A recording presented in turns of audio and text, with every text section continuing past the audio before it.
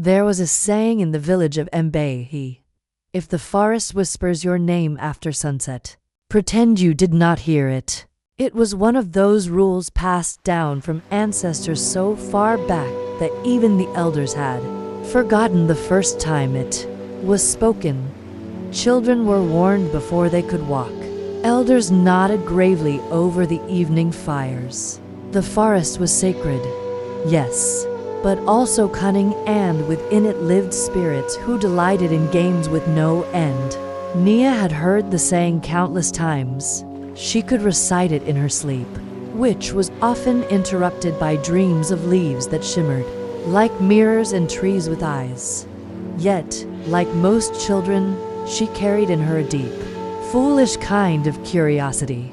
The kind that presses a hand too close to the flame just to understand heat. The kind that believes maybe, just maybe, the rules don't apply to her. Nia was 10 when the forest first called her name. It happened just after sunset, when the village sky turned a warm violet and the cicadas buzzed like distant drums. She had been helping her grandmother sweep the yard when she heard it soft, playful, almost a giggle. Nia, she froze, broom halfway across the earth. The voice hadn't come from her grandmother, nor from the neighboring huts. It had drifted from the trees, the forest. Her heart stuttered. Surely, she had imagined it. Nia. It came again, closer now, curling around her ears like breath. The sound wasn't threatening, nor harsh. It was gentle, tempting, a voice that knew her better than she knew herself. She looked toward the trees that bordered the edge of the village, tall, twisting things with roots like sleeping snakes and leaves that whispered even when the wind was still. No one else reacted. Her grandmother hummed as she finished sweeping. The villagers went about their dusk chores. Even the chickens didn't stir. No one had heard it but her. That night, Nia lay on her sleeping mat, eyes wide open, staring at the roof of woven palm. Her little brother snored beside her, limbs sprawled like a collapsed goat. But Nia remained still, awake, listening. She had always wondered what lay deeper in the forest. Not the banana groves or the yam patches, but the heart of it.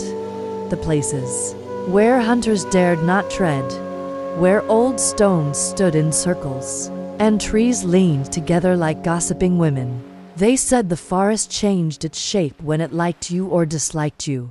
It could stretch a path into a loop or shorten the journey to a breath. But mostly, it waited, patient, ancient, listening for names. The third time it called, Nia rose. She slipped from the hut without a sound, bare feet cool against the earth. The village was quiet, save for the distant croak of frogs and the chirping of unseen insects. The air felt thick, like the moments before rain, though no clouds hung above. A silver slice of moon watched from high above, and the stars blinked in lazy indifference. Nia, it came again, clearer now, like a secret wrapped in song. She stepped past the last hut, past the shrines with their clay bowls of cola and honey, past the sleeping goats and the prayer tree wrapped in red cloth. And then she was at the forest's edge. It stood before her like a wall of green shadow, pulsing faintly with hidden life. The air shifted as she approached, growing cooler, heavier. She hesitated, just for a moment, then stepped in. Immediately, the sounds changed. The village vanished behind her like it had never existed. The night was still, but not silent. The trees rustled in ways they hadn't before. It wasn't wind, it was speech, not in words, but in rhythm, in tone with each step. The path narrowed. Vines reached from branches, some curling playfully near her ankles. The moon above dimmed, hidden by an intricate canopy of leaves. But Nia felt no fear, only wonder, and the strange certainty that something was waiting for her. That was when she saw it. A mask. It was nailed to a tree, a large, ancient tree with bark that rippled like old skin. The mask was carved from dark wood, its features exaggerated. Wide, smiling mouth with no teeth, eyes slanted upward in amusement. It wasn't threatening. It was curious, like it was watching her and laughing at something only it knew. Nia reached out. Her fingers hovered inches away when the forest shifted. The air grew thick. The leaves rustled, and a voice closer than ever spoke her name. But this time, it wasn't the forest, it was him. "Well now," said the voice, amused. "You've ruined the surprise." Nia turned sharply. A figure stood behind her, leaning against a thin tree that hadn't been there a moment before. He was dressed in patchwork cloth, reds and blacks dancing in strange patterns that seemed to rearrange when you blinked. His face was youthful, but his eyes were older than rain. He held a long, twisted walking stick, and on his shoulder sat a small monkey that grinned with too many teeth. "Who are you?" Nia asked. "You ask like you don't already know," he said, tilting his head. "You came because you heard me. You're the one who called me." He bowed dramatically, doffing a hat that hadn't been on his head a moment ago. "I am Eshu, guardian of the crossroads, friend of liars, enemy of boredom." Nia's eyes widened. "But you're just a story." Eshu grinned, wide and white. "And yet, here you are, in the middle of one." The trees around them rustled with laughter, not wind.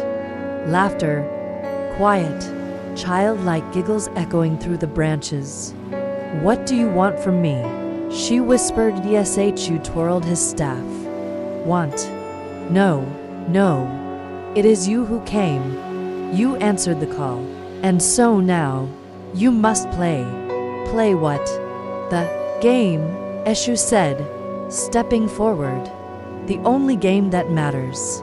The one that begins when you ask the first question and ends when you stop needing answers." He reached into his robe and pulled out something small, a single seed, no bigger than her fingernail. "This is your first piece. What do I do with it?" He winked. "Plant it, or eat it, or throw it into the river. That's up to you.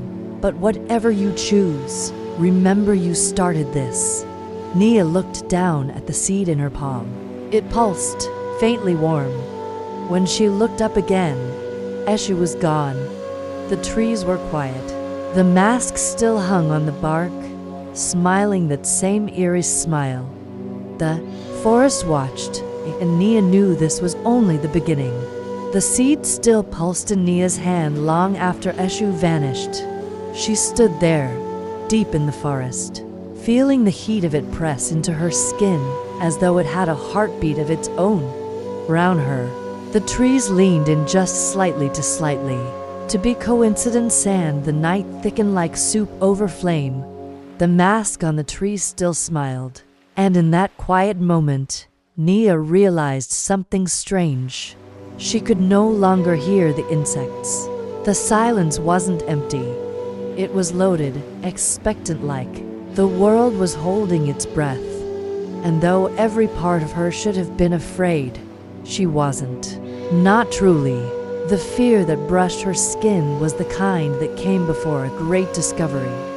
Or a mistake. She turned to leave. She had seen enough magic to last a lifetime.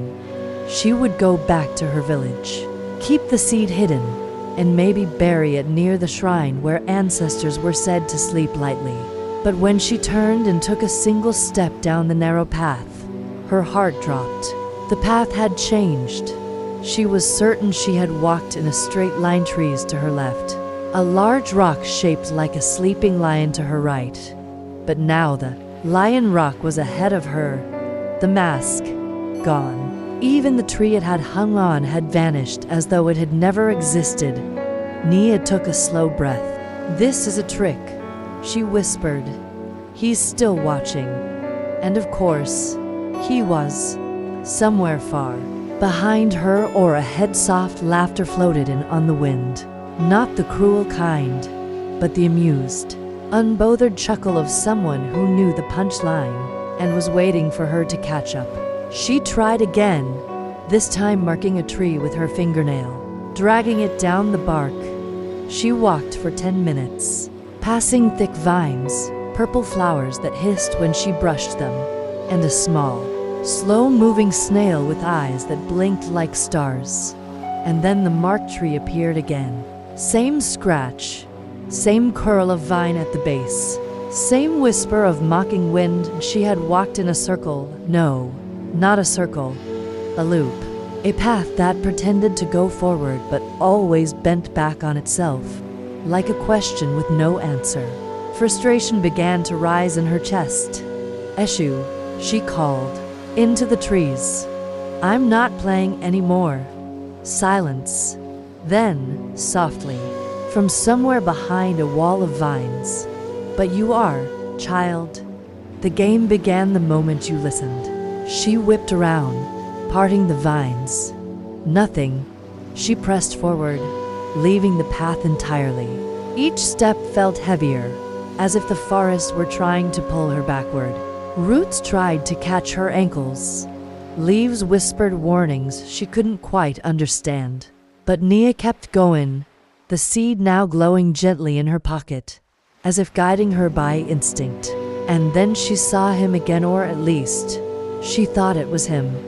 A man stood in a sunlit patch ahead, wearing trousers patched with gold fabric and no shirt. His chest bore strange markings, not tattoos, but scars, stories written into skin. He danced in slow, strange movements, his feet never quite touching the ground. He wore two left sandals. His hair was long, beaded with red shells. When he noticed her, he grinned, mid-spin, and came to a slow stop. "Ah, you escaped the loop." "I didn't escape," Nia replied, cautious. "I broke it." "Even better," the man said, bowing low. "But the question is, did you break the right loop?" "What do you mean?" He pointed to the ground. Nia looked down. She saw footprints, her own. They didn't follow behind her. They circled around her in a pattern that resembled a spiral. She was standing in the center. "Nothing moves forward here," the man said, lifting a roasted cola nut to his mouth and crunching it between his teeth. "Not unless you ask the right question." "I don't understand." "Exactly," he smiled. "That's how Eshu likes it." He reached into a small cloth bag at his side and pulled out another cola nut. This one blackened with age. He offered it to her. "For you?" Nia hesitated. "Is it safe?" "No," he said cheerfully. "But it is honest." Against her better judgment, she took it. It was warm, oddly smooth. As soon as her fingers closed around it, a hum filled her ears. "Eat it," he said. She bit into the nut. It was bitter, deeply bitter, but also familiar, like chewing on a memory you hadn't known you'd forgotten. The hum in her ears grew louder, then changed. It became a song. No many songs. Lullabies her mother had sung, the war drums from a festival, the flute she'd heard in her dream, the pulse of her own heart, all folding into one sound. And then she was standing somewhere else. The dancing man was gone. The trees had rearranged. The forest now opened into a wide clearing filled with ash. No wind, no color, just gray. And in the center of the clearing stood a cross-shaped tree with four large arms, one pointing in each direction. Carved into the bark of the tree were the words, "The way forward is behind. The truth is where you lied." Nia read it twice, aloud. Immediately, the tree's bark cracked open. Inside, there were four objects: a mirror with a cracked edge, a bone flute, a stone bowl full of ashes, a pair of sandals, both for the left foot, felt dizzy. Each item pulsed with power, but also familiarity. These were symbols, parts of the game. Eshu's voice rose in her mind. Choose one. Not all paths are for you. She reached toward the mirror first. Her fingers hovered, but before she touched it, the crack widened and whispered, "You'll only see yourself when it's too late." She drew back. The bowl of ashes smelled like her grandmother's cooking fire, but the ashes shifted as she looked closer and began to form her name. Nia. She reached out and stopped. The flute seemed to vibrate slightly, singing a tune too quiet to hear. But the sandals, they matched the ones the dancing man had worn. To left feet. She remembered his words. "Did you break the right loop?" And she understood.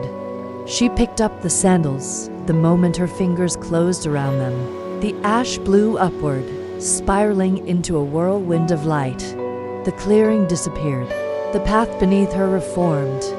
This time, it led forward, not backward, not looping, forward, and somewhere, far away. Eshu's voice echoed in the trees, full of laughter and delight. "Well played, little one." Nia pressed onward, sandals in hand, the seed still glowing in her pocket. The path ahead was unknown, but for the first time since entering the forest, she felt its direction. The game was changing. The village of Ayelaba's market had always been a place of color, chaos, and the clatter of daily survival.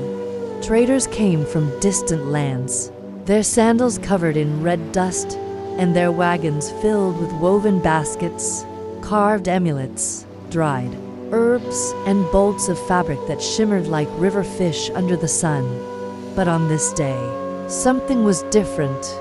The air felt heavy, not with heat, but with anticipation, like the moment just before the drums start to play during the New Yam festival. Children ran barefoot through the open paths between stalls, their laughter as sharp as bird calls. The elders sat beneath the shade of wide-leafed trees, drinking palm wine from calabashes and watching the bustle with eyes that had seen generations come and go. In the center of the market, a new stall had appeared. No one had seen it being built. It wasn't there the day before. And yet, there it was, nestled between the old spice merchant and the gossiping cloth seller. Its canopy was made of deep indigo, with charms tied at the corners, small bones, twisted feathers, and cowries clinking in the wind. Masks hung from every surface. Wooden masks, bronze masks, ones carved with human faces, others with animal snarls, and a few that seemed to blink if you looked too long. The stall-keeper was draped in a crimson robe, his face hidden behind a smiling mask of polished ebony, its eyes narrow slits of mischief. "You've seen him, haven't you?" whispered Oloremi, a girl who sold cassava cakes. "They say he speaks in riddles and that his masks show your true face." Kahind, her twin brother, scoffed. "More likely he's just another storyteller hoping for cowries." But curiosity has always been Eshu's favorite instrument, more reliable than drums or divination bones. The stall-keeper's voice broke through the noise of the market, not loud, but clear. "Step forward, choose a mask, wear it, and know yourself. But beware, the mask chooses back." A hush followed. Even the traders seemed to pause their bartering. From behind a row of yam baskets, an old man stepped forward. His skin was the color of old bark, and his fingers trembled with age. But his eyes were sharp. "I am Chief Oloran Femi," he declared. "I have worn many faces, warrior, father, elder. What more can a mask show me?" The stall-keeper said nothing. He simply reached for a mask carved from ivory, etched with patterns that seemed to move like snakes. The chief hesitated only a moment before placing it over his face. and then he gasped. He stumbled back, clutching his chest as if struck. The mask pulsed once, twice, and then it crumbled to ash in his hands. The stallkeeper spoke softly. "You saw your regrets, didn't you? The sons you ignored, the peace you denied your people for pride's sake."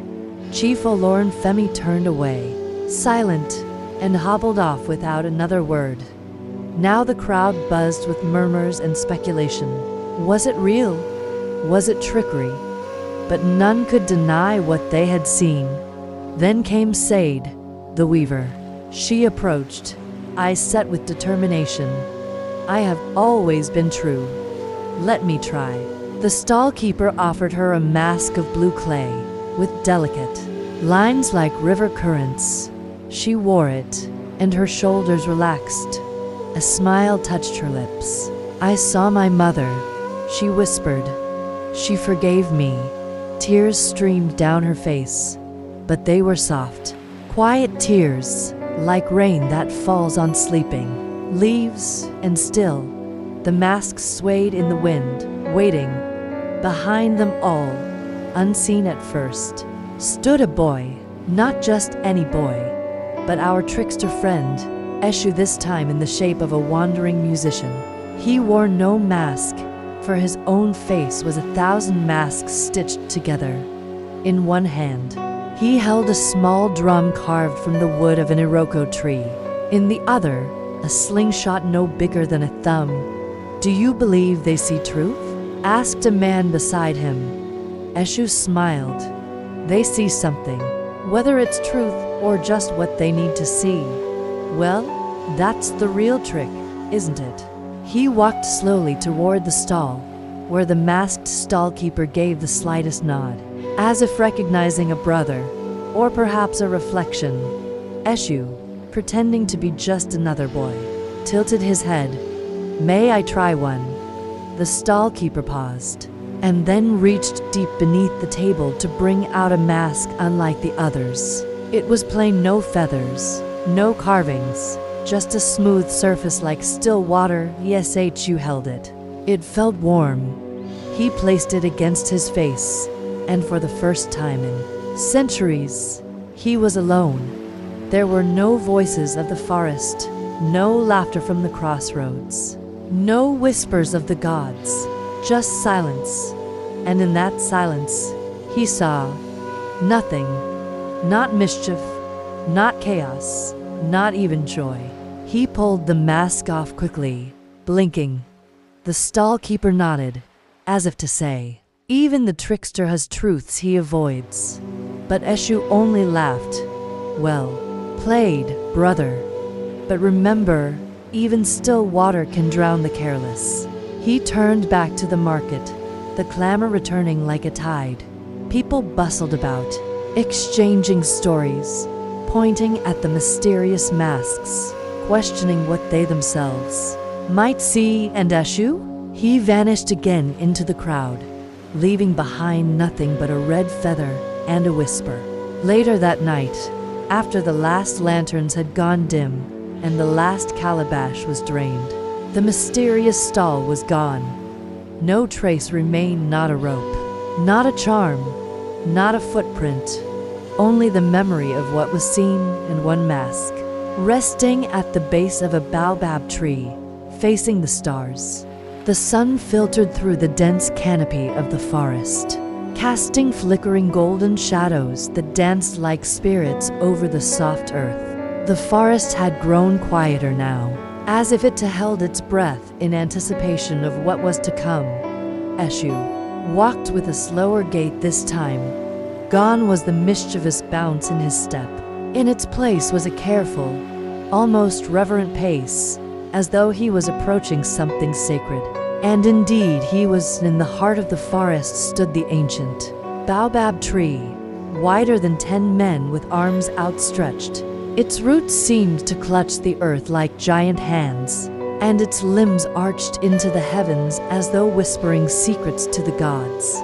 It was here that Eshu came, not to trick, but to listen, to speak with that which watched all, the mirror of ancestors. hidden beneath the great Baobab. He paused at the foot of the tree, inhaling deeply. The scent of damp soil, old wood, and blooming orchids filled the air. The forest stirred, its sounds returning the calls of birds, the chirr of insects, and the distant gurgle of a stream. Eshu knelt and placed both palms on the ground. The moment his skin touched the earth, a tremor rippled outward like a drumbeat. A deep, low hum answered him from within the tree. With a slow, deliberate movement, the roots of the baobab shifted, bark groaned, soil tumbled as a circular hollow formed at the tree's base, revealing a darkened tunnel that sloped downward. Without hesitation, Eshu entered. The tunnel was cool and narrow, the walls smooth from centuries of sacred passage. Dimly glowing blue fungus lit the way, pulsing with every step he took. At the end of the tunnel, the earth opened into a hidden chamber, a perfect dome with walls of crystalline stone. And in the center was a shallow pool, its surface still as glass. This was the mirror of ancestors. Eshu approached and knelt again. He looked into the pool, but saw not his own face. Instead, it showed flickers of lives long past, ancient warriors, grieving mothers, laughing children, wise elders. The pool shimmered with their stories, weaving together the history of his people. He whispered, "O ancestors, bearers of time, I have come to seek the thread that binds the game I have begun." The mirror remained silent for a moment. Then, the waters swirled, forming a vortex of memories. A voice emerged not from the water, but from within Eshu himself. It was both male and female, old and young, sorrowful and amused. "You play with threads, Eshu, but do you know the fabric?" Eshu smiled softly. "I pull what must be pulled, but even I know when the weave begins to fray." A ripple ran through the pool. Images formed. He saw the village of Kofa again, the people beginning to quarrel over the odd events of the past days, the broken calabashes, the reversed footprints, the missing firewood. Trust was wearing thin, suspicion rising. Then the image shifted. He saw Aya, the hunter's son, following his trail. The boy had begun to understand that the events were not random. "He seeks the source," said the ancestral voice. "He is clever," Eshu replied, "and brave. But he does not yet understand that the game is not played with hands alone." The image changed again, now showing the forest spirit Oshor, weaving her song into the leaves. She too had noticed the imbalance, the trickster's mark on nature, and she was not pleased. She remembers when trickery turned to torment. The voice warned, "Will you repeat the old wound?" Eshu frowned. "No, I seek the question, not the wound. But a game must be tested, otherwise, it is not a game, it is just a lie told gently." The pool quieted, then from its surface, a small object emerged. It floated upwards and hovered before Eshu. It was a bead, black, polished, humming with quiet power. "The center of crossroads," the voice intoned. "This bead sees all directions, but chooses none. Place it where four paths meet. There, your mirror will reflect not just the past, but the possible." Eshu took the bead with reverent hands and bowed his head. The chamber dimmed again, the pool smoothing over once more into calm stillness. With a final glance at the mirrored surface, he rose and began his ascent out of the sacred hollow. Back above ground, the light of afternoon had softened into amber. The forest shimmered with golden haze, and even the winds seemed to have calmed. In respect, Eshu stepped away from the baobab with the bead cradled in his palm. Already, he could feel its tug, pulling him toward a place he had known but never fully explored. The forest's heart, where paths literal and spiritual crossed. But the game was growing, too.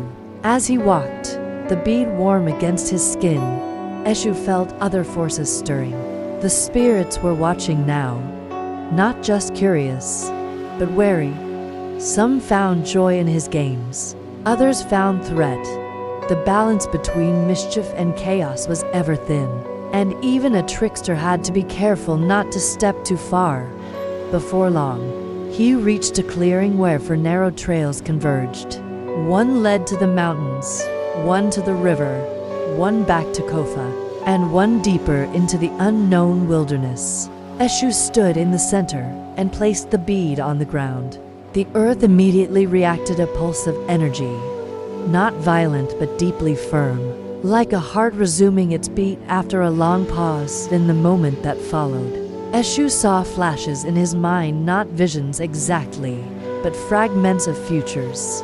I is standing at this very crossroad, questioning fate, Oshore looming with vines in her wake, demanding answers. The village on the brink of division, laughter turning to doubt, wonder turning to fear, and at the center of it all himself, smiling, watching, guiding, or misleading. He sighed. So many paths, so little time to dance them all. As he turned to leave the crossroad, something rustled in the bushes behind him. Eshu didn't flinch. He smiled without turning around. "You can come out, child," he said. "Curiosity is not a sin." I stepped from the trees, eyes wide, breathing hard. He held his father's hunting knife in one hand, though it wavered in his grip. His eyes darted from the bead on the ground to the figure before him. "I followed your footprints," Aya said, "but they went in circles." Eshu grinned. "That's the best kind of footprint. It means you're still where you started, but now you understand it better." "What is this place?" Aya asked, glancing at the four paths. Eshu walked past him, gently patting the boy's shoulder. "This is where choices are made, but not all of them are yours." With that, he vanished into the woods, leaving Aya alone in the center of the crossroads. But the bead still sat there, quietly glowing, and the game Eshu's game was far from over. As the first light of dawn slipped through the woven branches above, the forest began to stir with a low murmur, a whisper almost too quiet for human ears. Birds flitted between the trees in curious silence. Even the insects, often a chorus of restless motion, seemed still. Something in the air felt stretched like a drumhead waiting to be struck. And Eshu, the trickster, the weaver of forked paths, sat cross-legged atop a moss-covered boulder, gently turning a clay pipe between his fingers. He didn't smoke it, he never did, but it served as a prop for thought, for mischief, for show. Before him, a narrow trail twisted through thick ferns and knotted vines, leading to the village of Ajula, a place known for its wealth, its pride, and its refusal to believe in old gods. A place where stories were now told in hushed embarrassment, as though to speak of Eshu or Orunmila or Ashen was to admit ignorance. Eshu grinned. He did love a challenge. That very morning, he had heard it whispered from a passing beetle whispers. Being a currency he hoarded like others hoarded gold, that Chief Adwal of Ajula planned a feast. Not just any feast, a feast celebrating the new age of man, where reason and logic would finally banish the tales of gods and spirits to children's bedtime stories. "Oh, now that simply won't do," Eshu muttered, tapping his pipe against the stone. "How rude not to invite me to a farewell party thrown in my honor."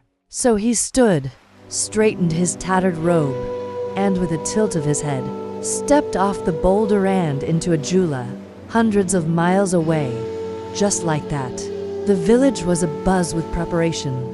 Bright banners of orange and indigo danced in the wind. Vendors hawked cassava cakes and roasted nuts. Drummers practiced on hollowed logs. their rhythm echoing off the clay walls. And at the center of it all stood Chief Adwol, resplendent in his crimson robe, gold rings glinting on every finger, and a polished ivory staff in hand. Eshu arrived as a stranger. Of course, that was his favorite mask. He appeared as a wandering merchant, hunched and dusty, with one sandal broken and a sack of worthless trinkets slung over his shoulder. His eyes, however, betrayed him, always glowing just a little too brightly. "Ah, great chief," Eshu called, bowing low. "May the rains bless your fields and your children grow strong. Might a weary traveler enjoy your famed hospitality." Chief Adwol squinted. "We don't often welcome strangers without question, but I come bearing gifts," Eshu said with a wide grin, opening his sack to reveal trinkets that shimmered oddly in the sunlight, beads that hummed softly, feathers that refused to fall. The chief, who had long denied the old ways, now found himself transfixed. What are these?" "Only what you need," Eshu replied. "But more than that, I bring a game, a feast of foolish promises. I challenge you and your wisest men to a night of boasts, riddles, and daring pacts. If you win, I will reveal to you the secret of my wares: how to make your fields grow without rain, how to make time slow down, how to win every battle with a single word. If I win." The chief raised an eyebrow. "What could you possibly want from me?" "Oh," said Eshu, licking his teeth. "Just your word, and one favor. Someday. No more than that." Amused and curious, Adwol agreed. That evening, the entire village gathered in the central square. Fires were lit in tall brass bowls, casting dancing shadows across painted faces and embroidered tunics. The air buzzed with laughter, suspicion, and excitement. Eshu sat beside the chief, now clean and well-fed, his form shimmering slightly as if his edges didn't quite belong in one place. The game began. First came the boast round.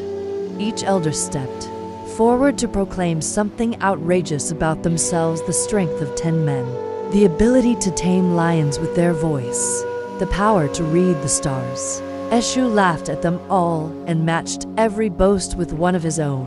"I once swallowed a thunderstorm and sneezed out lightning," he said, to gasps and applause.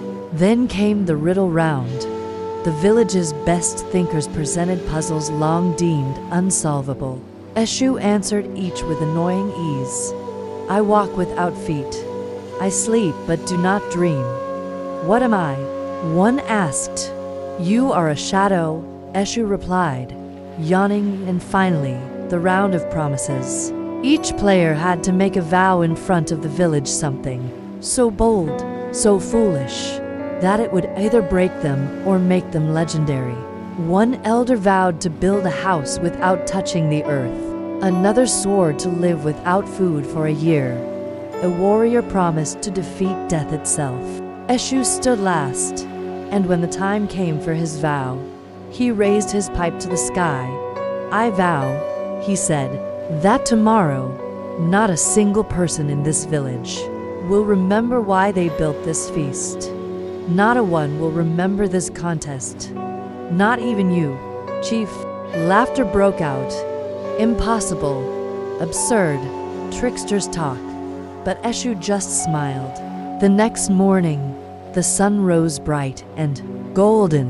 Birds sang. The square was spotless. Banners were rolled up. Vendors packed away their goods. Life returned to normal, and no one, not even Chief Adwol, could quite recall why there had been such a fuss the day before. Something about a market, maybe a passing celebration. Only one thing was different. A small wooden box sat atop the chief's stool. Inside it was a single bead, glowing faintly, and a note that read, "Nightfall in the forest arrived like a slow hush falling over a room mid-sentence. The sounds of insects deepened, the trees leaned into shadow, and the stars pierced through the thick canopy. With the quiet authority of ancient eyes, fires flickered, low in the village of Ajara. But their glow could not reach the forest's heart, where the real stories moved just beyond the grasp of waking minds. Kelechi sat alone beneath the Iroko tree, his heart still thundering from the day's revelations.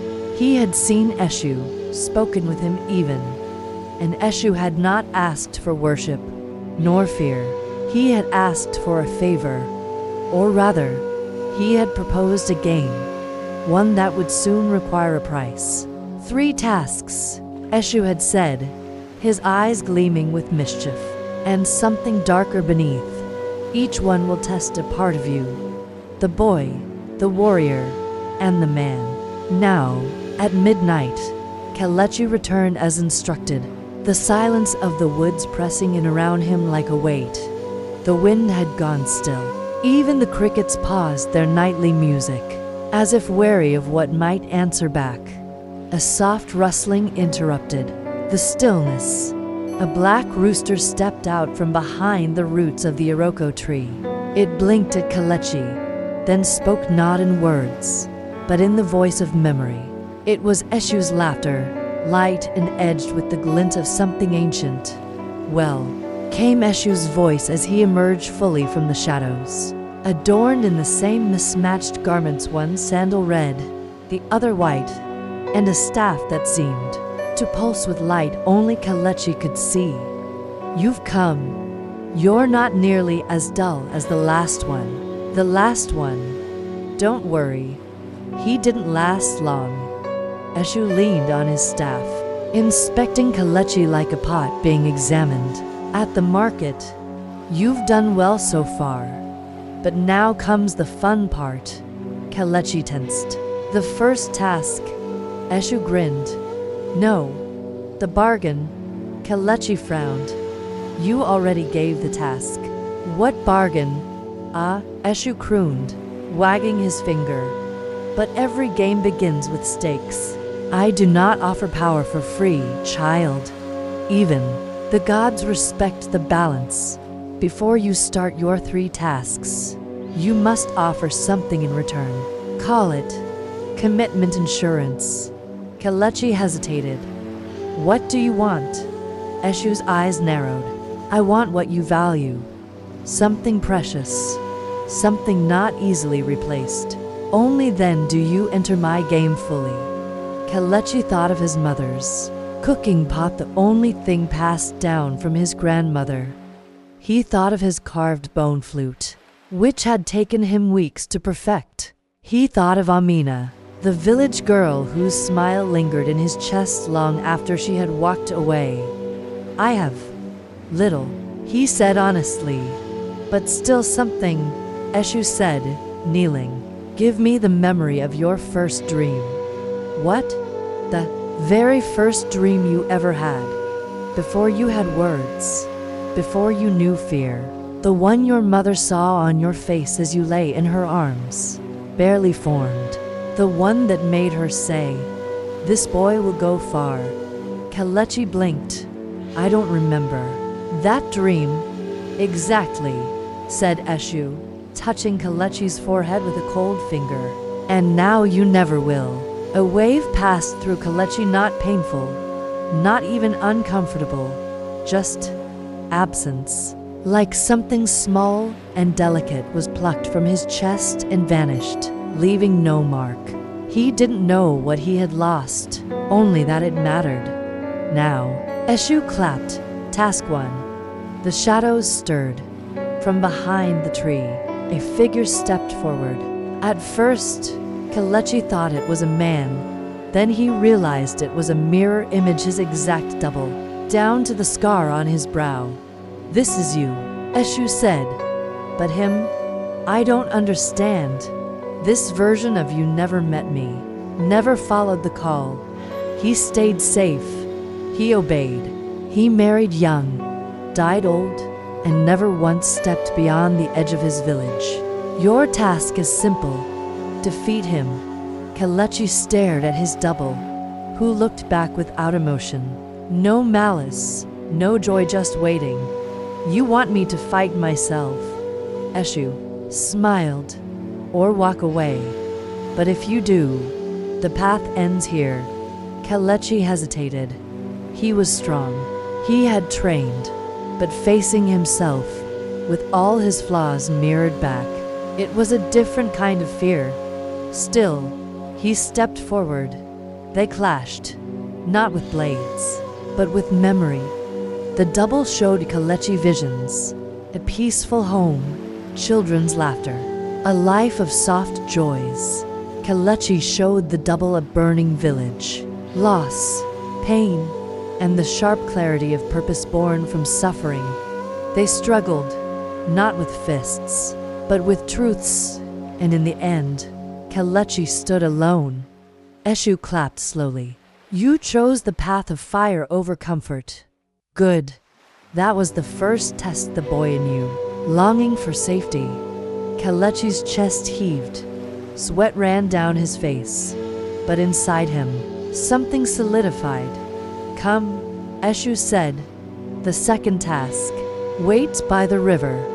They walked together now, master and player. The trees parted with each step, and moonlight lit their path. Eshu whistled a tune, a lilting, endless loop that had no beginning or end at the river. They found an old woman weeping by the bank. She wore white, her face hidden behind a veil of ash. My son, she sobbed. He's drowned. Eshu nodded. To Kelechi, your task is to bring him back. Kelechi looked at the river. It was wide, fast, and dark. No body floated in sight. How long has he been gone? Kelechi asked. The woman only cried louder. Kelechi removed his shirt, tied a vine round his waist, and handed the other end to Eshu. If I don't return, pull me back. Eshu raised a brow. Clever. Kelechi dove in. The water was freezing, the current swift. He fought against it, eyes open, lungs burning. Deeper, deeper until he saw it. A form drifting, tangled in reeds. A boy, no more than 8. He reached. The boy opened his eyes. You're not my brother, the boy said. Why do you care? Kelechi, shivering, replied, because someone weeps for you. That's enough. He pulled the boy to the surface. Eshu hauled them both up, eyes twinkling. You passed, he said. That was the warrior's test to risk yourself for a stranger. Well done. The woman vanished. The boy turned into light and dissolved in Kelechi collapsed, breath ragged. What's the third task? Eshu crouched beside him. The man's task. The most difficult of all. Kelechi sat up, wiping water from his eyes. I'm ready. Eshu's grin faded. You must tell the truth. The one truth you've never spoken. The one you fear. Kelechi froze. Eshu leaned close. Say it. To the trees. To the stars. To yourself. Kelechi's voice cracked. I resented my father for dying. I said I missed him, honored his name. But I hated him for leaving me, to be strong alone. I hated that he didn't fight harder to live. The forest exhaled. The wind picked up again. And Eshu smiled. There it is. The man, finally born. Kelechi wept, and Eshu led him. They sat together until the stars began to fade. The air was heavy, scented with the bittersweet aroma of blooming baobab flowers and the smoldering ash of last night's fire.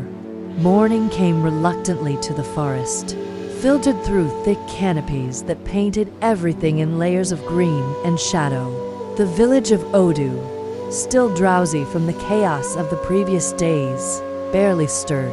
Only a few children, brave or foolish, dared sneak into the nearby thickets to look for fruit or adventure, whispering about the trickster who had upset them. balance of their world. Kaya sat near the stream, her toes dipped in the cool water. She hadn't slept. Her thoughts circled endlessly around Eshu's strange riddles and the warning from the masked oracle. Beware the mirror that doesn't show your face. At first, she thought it was another of Eshu's nonsense riddles. But now, everything he said seemed loaded with layered meanings. Behind her, the rustling of grass signaled the approach of her companions. Jabari's familiar grunt was followed by the lighter steps of Annika and the quiet padding of Olu, the silent hunter. He's left again, Annika said, lowering herself beside Kaya. No one saw him leave, but the elders say his shrine was glowing all night. That doesn't mean he's gone for good, Jabari grumbled. He likes to vanish just before things go wrong. Kaya didn't respond. She stared at her reflection in the stream, wavy hair tied back, eyes rimmed with fatigue, and an expression that didn't look like hers at all. There was something else in that reflection, something she couldn't place. A flicker, a second gaze. Olu finally spoke. The oracle's warning. The mirror. I think I know where it is. The group turned toward him. For once, even Jabari said nothing. Olu never spoke unless he was certain. There's a grove north of the waterfall, through the dead trees. Hunters don't go there. We call it the Grove of Echoes. The elders say it's cursed. They say Eshu guards it. Jabari huffed. And you think this mirror is there? Olu nodded.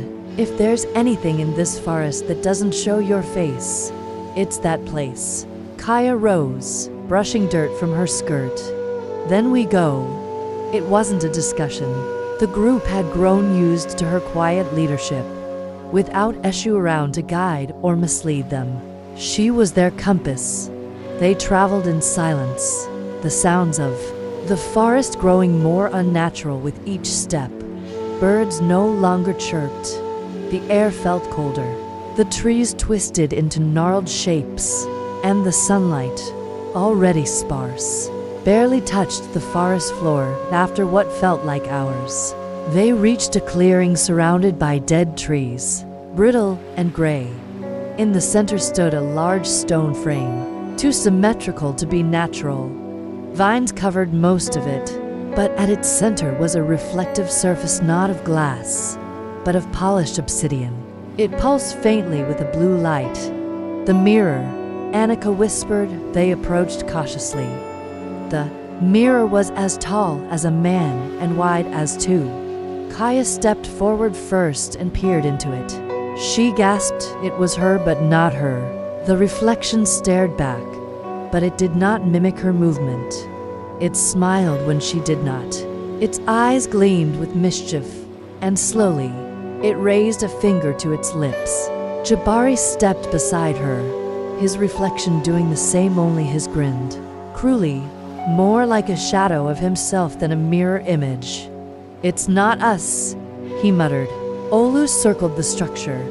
It's a trick, Eshu's way of showing us ourselves, but not, or showing us what we could become. Kaya added softly, if we listen to him. Suddenly, the mirror began to shimmer. The obsidian turned to smoke, and from it emerged voices, not loud, but overlapping whispers. They weren't in a language they knew, but they understood anyway. Who are you without your lies? Would you like to trade your sorrow for power? Do you trust your own face? The group staggered back, disoriented. Annika held her head, visibly shaking. Jabari drew his blade, but even he looked unsure of what to fight. Then came a laugh, unmistakably Eshu's. He stepped from behind the mirror, clapping slowly. His clothes shimmered between colors, his hat tipping of its own will. So, you found the mirror of echoes. I wondered when you'd get here. What is this? Kaya demanded. What are we seeing? Eshu tilted his head. Yourselves, or the pieces you leave behind. or the parts you hide. The mirror doesn't lie, it just shows what you've forgotten to fear.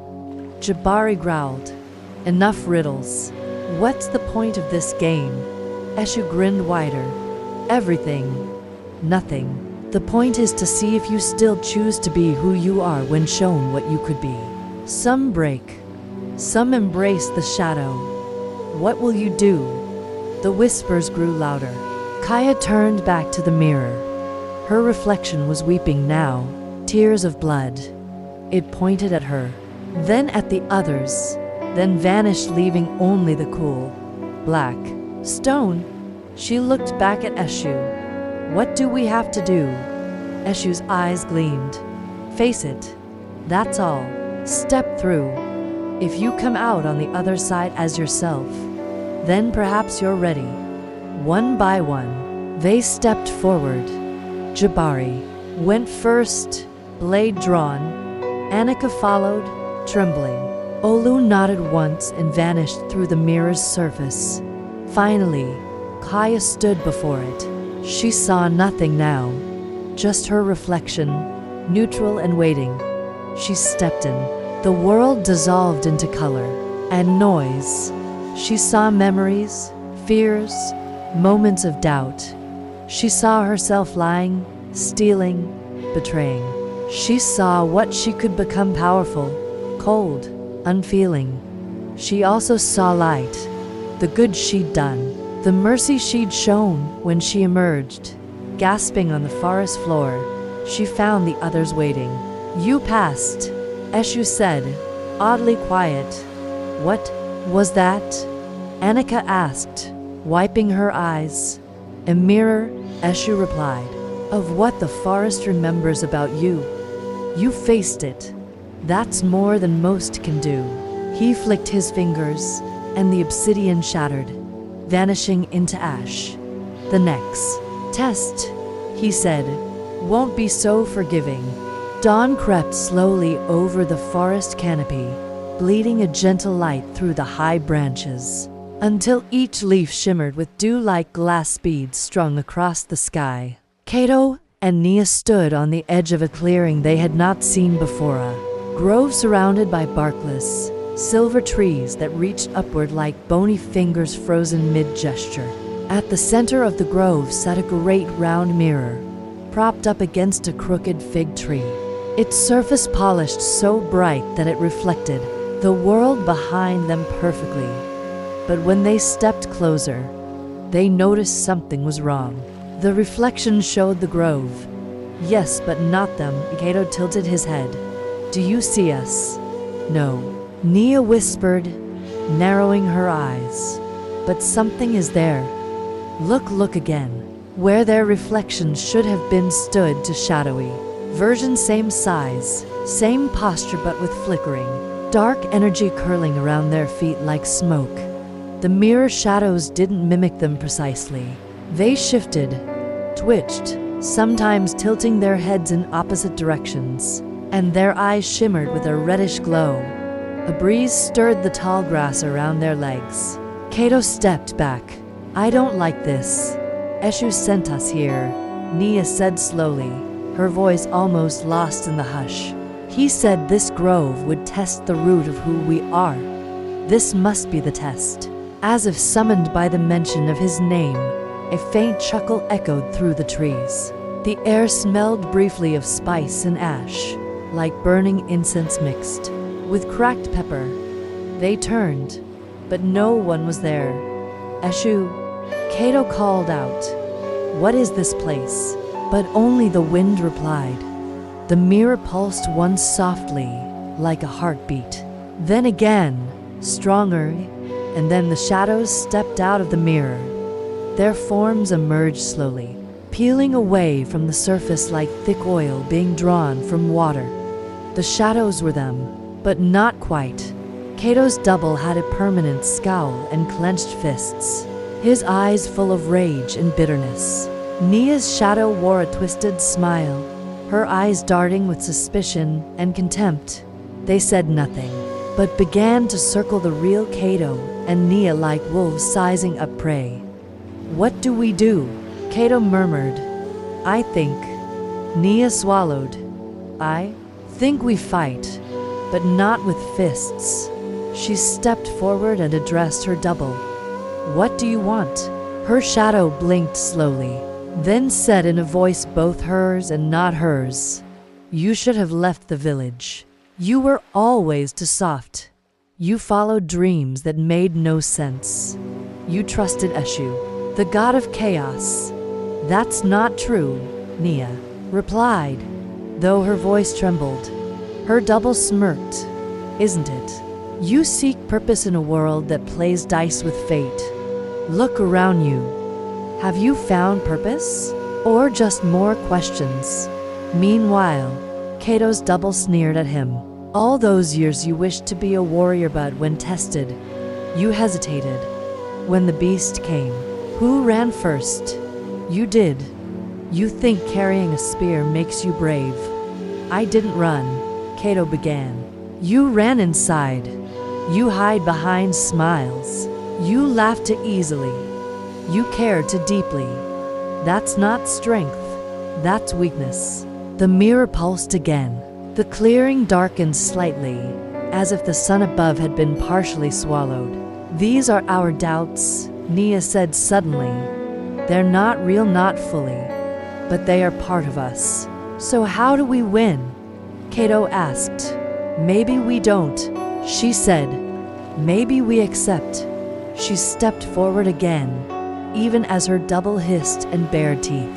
You think I'm weak. You think I'm foolish for hoping, but I'd rather hope and fall than never hope at all. You are part of me, but you don't define me. Her double growled, but it began to flicker, as if smoke passed through it. Kato looked at his own mirror self. You think I'm soft. Maybe I am. I care. I fear. But that's not cowardice. That's humanity. And maybe you're right that I've run before. But I'm here now. And I won't run again. The double sneer faltered. The air around them shimmered like heat waves on a summer road.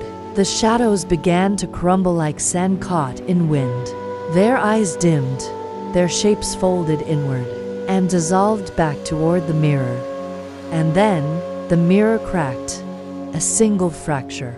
Right down the middle, the crack spread quickly, like lightning across glass. And then the mirror shattered with no sound, just a puff of air and a spray of silver dust. In the silence that followed, a small stone rolled forward from the shattered frame. It was flat, palm-sized, and etched with a swirling pattern. Nia picked it up. Another token. She said, Eshu's game continues. The grove began to fade. Not disappear exactly, but lose its sharpness, as if the world itself were exhaling. Trees regained bark. The light warmed. Birds began to sing. They turned and left the clearing in silence, each carrying a new weight but also a new lightness. They had seen their worst fears, and still stood. And behind them, in the very center of the shattered frame, a face formed in the wood of the fig tree. A grinning face. Eshu's. Watching, waiting, and whispering. In the deepest part of the forest, where sunlight dared not tread and the air grew thick with unseen whispers, Eshu stood before a wide pool of still water that shimmered like polished obsidian. It was no ordinary waterhole, known only to those who dared listen to the land's oldest songs. This place was called in Iriokan the Mirror of the Spirit World. The wind held its breath. The trees leaned slightly forward, as if eager to eavesdrop. Eshu, with a grin playing on his lips and a glint of mischief in his eyes, held a small carved gourd in one hand and a bundle of feathers in the other. He was not alone. Behind him stood the three travelers he had gathered over the course of his chaotic, winding journey. Edez, the skeptical hunter from the east, Kunto, the nervous drummer from the river village, and Nana, the old woman who spoke only in riddles. They had followed Eshu across flames, shadows, riddles, and ruins not because they trusted him, but because somehow, with him, the forest made a strange kind of sense. Or maybe it was because madness was easier to face together than alone. Is this the place? Adez asked, arms folded, her brow furrowed as she looked at the dark water. It looks like a grave. Eshu chuckled, letting the feathers fall into the water. They floated for a moment before vanishing beneath the surface, as though pulled by an unseen current. Graves hold truths, he said. So do mirrors. And this is both. Kanto swallowed loudly. You said we would find the truth here about ourselves, about the forest, about why the spirits have been so restless. Eshu dipped the carved gourd into the pool, murmuring something in a language even the spirits had nearly forgotten. The water glowed faintly inside the gourd. With reverence unusual for him, he poured it out slowly onto a flat stone. Each of you will see, Eshu said, but only what you are ready to face. Nana, who had been quiet the entire time, finally spoke. Not all mirrors show what we seek. Some show what we've buried. And so, the mirror of the spirit world began its work. Adez stepped forward first, a strong woman who had survived the famine, the raiders, and the disapproval of her clan when she chose to be a hunter rather than a bride. She stared into the black pool, and the water shimmered, reflecting not her face but that of a child, small and wide-eyed, running after a tall man through a sunlit savanna. The man wore red beads and smiled without restraint. Her father. The vision shifted. The man vanished. The child knelt in the dust, alone. Then came the day she first picked up a bow. The day she shot a hawk mid-flight. The day the elders frowned. The day her mother wept, not from pride, but shame. The water showed it all. And then Adez, the adult, kneeling by her childhood self. She reached for the child's hand, and the water stilled. Forgiveness, whispered Nana. That's what it wanted. Adez stepped back, her eyes shining with something unspoken. She did not thank Eshu, but she nodded. It was enough. Kanto approached next, trembling slightly. He had always been afraid of loud sounds, of sudden change, of the dark. Yet he followed Eshu, drawn by a dream he could never fully explain. He peered into the pool, and it did not shimmer right away. Instead, it cracked. A sound like splitting wood echoed through the forest, and Kanto saw himself as a boy, hiding behind a drum while his village burned. Raiders from the coast. His parents gone. He had been saved by rhythm, by hiding within the sound of his own heartbeat as he struck the drum blindly. That rhythm had become his refuge, but also his prison. The pool now showed him older, performing with joyless precision in village ceremonies, always afraid to feel too much, to play too loud. You never truly played, Eshu murmured. You only hid behind the music. The image changed once more. Kanto, older, braver, banging a drum that sang like thunder, that stirred even the trees into motion. Tears ran down his face. I remember now, he said, what it felt like to believe sound could heal. The water rippled gently and stilled. Now it was Nana's turn. She needed no invitation. With slow steps, she approached the mirror. The water didn't shimmer or crack.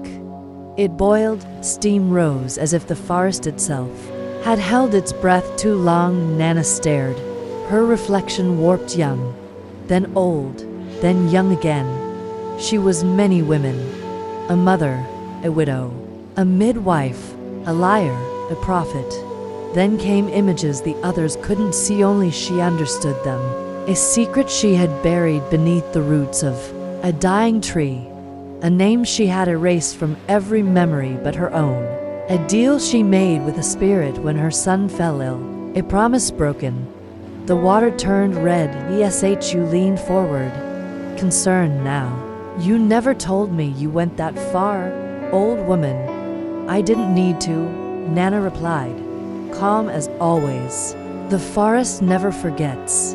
The mirror flashed one final time, revealing a moment yet to come. Nana at the edge of a cliff, handing something to a child. A choice, a curse, or maybe a blessing. Then all went still again. It was Eshu's turn, but he laughed. I never look, he said, tossing the gourd aside, not because I fear the truth, but because I already know it. But the pool didn't agree. It bubbled, and from its depths rose a second Eshu, younger, eyes wild, mouth bloodied from fruit or war. It was impossible to tell. He wore no beads, no symbols, no hat, just skin and soul and trickery unrefined. They stared at each other. The others watched in silence. Then the younger Eshu spoke, his voice echoing from all directions at once.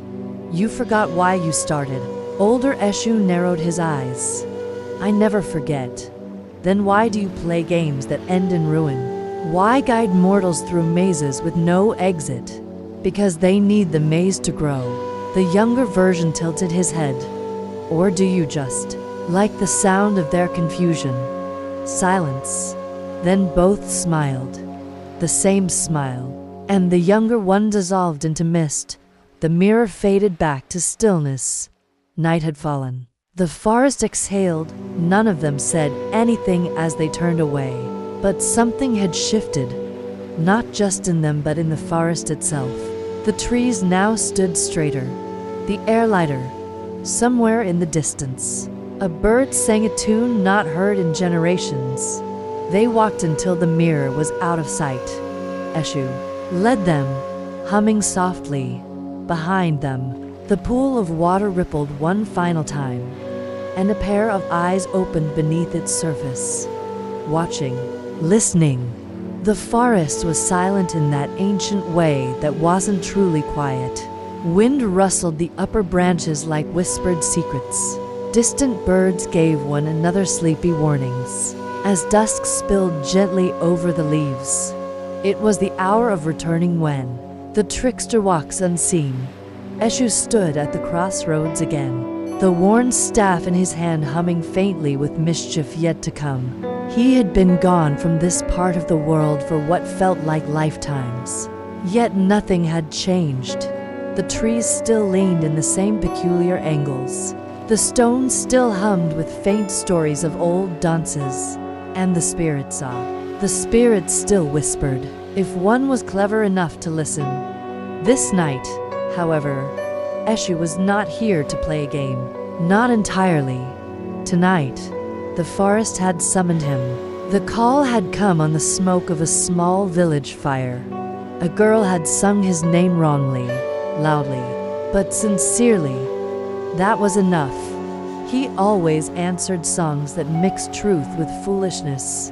She had not known what she was doing, of course. They never did. But the village's suffering had twisted even the simplest prayers into ropes strong enough to tug at a god's attention. Crops had withered despite the rains. Children had become sick in ways no healer could name. Livestock fled their pens each morning, eyes wide with some unseen terror. Eshu smiled at the memory of the girl's song. It had no rhythm, no melody, and the words were clumsy. But it wanted, and Eshu loved wanting. It stirred things, broke patterns, built stories. So he had walked back into the folds of the world, barefoot and humming. His red and black cloak flapped behind him, stitched from contradictions. His laughter made birds forget to fly as he reached the village's outer path. No one was there to greet him, which was just as well. He hated formalities, but he could feel the tension clinging to the huts. Even the dogs didn't bark. Fear is a scent the forest knows well. Eshu knelt beside the sacred tree in the center of the village. Someone had carved protection marks into the bark. Crude ones. They weren't wrong, but they weren't exactly right either.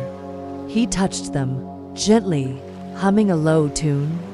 The bark warmed beneath his fingers, and a single leaf fell from the top, twirling like a forgotten secret.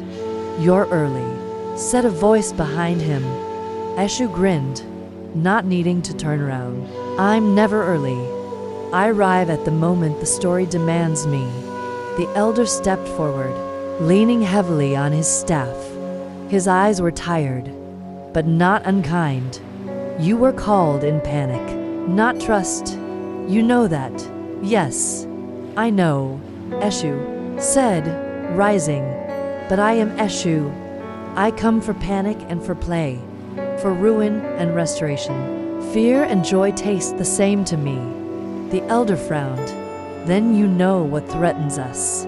Eshu's smile faded. He glanced toward the forest, where the trees leaned inward, like listeners crowding a tale. "Yes," he said, "and it is older than even I." He walked past the elder toward the edge of the trees. The villagers watched from windows and corners, not daring to speak. Even the girl who had sung to him only peeked through a reed wall, wide-eyed and silent. The trickster stepped beneath the canopy. The forest accepted him like a breath drawn inward. Shadows bent around his shape, following his steps like curious children. There, in the heart of the woods, the problem waited. It was not a creature, not a curse, not even a demon. It was forgetting. Something old had been buried in this forest. A pact, a promise. It had once danced in firelight and echoed in stories told by grandparents, but it had been forgotten, and in forgetting, it had grown cold, angry, hollow. A tree stood alone in a clearing, bark blackened by time, its roots twisted like sleeping serpents. The ground around it was barren. No birds sang here, no insects. Chirped. Eshu approached it slowly. "I remember you," he said softly. A wind stirred the branches, though the air was otherwise still. A low moan, not unlike a grieving sigh, passed through the limbs. "I was there when they made you," Eshu said. "The first villagers danced around you, gave you blood and honey, promised stories, promised memory." He placed his palm on the trunk. "But they forgot. They stopped telling your name." A low groan came from deep inside the tree, like a voice trying to wake after 1,000 years. "You grew hungry," Eshu whispered, "and you learned to feed on sickness, on fear." The bark shifted beneath his hand. Faces formed blurry, weeping, screaming. Eshu held firm. "Enough," he said. He reached into the folds of his cloak and pulled out a small item, a child's toy. Wooden, crudely carved, in the shape of a bird. He'd taken it from the girl's home earlier without her noticing. He placed it at the tree's roots. "She still believes," he said. "Her story is not yet finished. Let her write yours again." The faces in the bark shivered, then stilled. The roots trembled, cracking the earth. From the cracks came light, soft, warm, like fire from a distant celebration. The tree groaned, and then it began to bloom. First one flower, then 3, then hundreds, golden and fragrant, pushing out from the twisted bark. Eshu stepped back, satisfied. "It is not enough to exist," he said aloud. "You must be remembered. You must be spoken of. Even I, especially I, need stories to be real." He turned and walked away as the tree began to hum. The forest, watching from all sides, exhaled. Back in the village, the wind shifted. Smoke from a dying fire began to curl upward again. A sick child sat up, blinking. A chicken clucked and strutted confidently across the center square. The girl, who had sung his name, stepped out of hiding. "He fixed it?" she asked. The elder nodded. "No, he reminded it." That night, the village told stories by firelight. Eshu's name was on every tongue, some with reverence, some with frustration, most with laughter. The trickster listened from the edge of the trees, smiling. He did not need thanks, only memory. And as the villagers drifted to sleep, the crossroads whispered again. Somewhere, another forgetting stirred. Another trick waited to be played. Another tale waited to unfold. Eshu turned down the next path, walking barefoot into the night, cloak fluttering like laughter in the breeze. The forest remembered, and so would they.